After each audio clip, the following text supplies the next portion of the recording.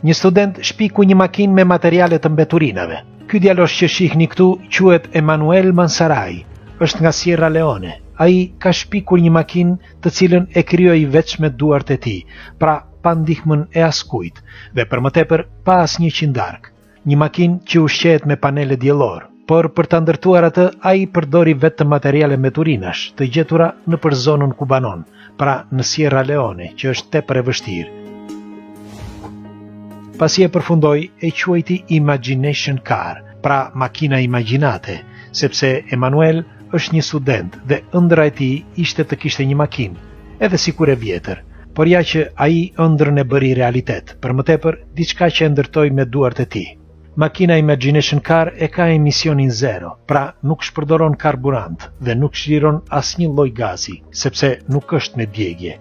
Makina ecën me rreth 15 km/h, nuk është shumë e shpejt, por është e mjaftueshme për të, që të mos eci në këmbë, për më tepër pa asnjë shpenzim. Dhe si fillim është shkëlqyer dhe efikase, tregon ai. Ndoshta në të ardhmen mund të jetë edhe një ide për masën e gjerë, që të reciklojë mbeturinat për të krijuar makineri, dhe për këtë shpikje Emanuel është shumë i lumtur. Fal komandimeve që ka në timon, sepse nuk ka pedale në përkëmbë, kjo makinë mund të përdoret edhe nga i madh dhe i vogël, madje edhe nga njerëz me kufizime fizike.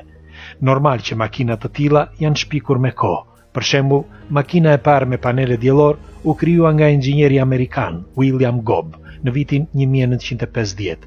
Madje në gusht të vitit 1955, William prezantoi një makinë 38 cm, e cila ushqehej me energji diellore, një makinë që sipas tij do të ishte e ardhmja e njerëzimit.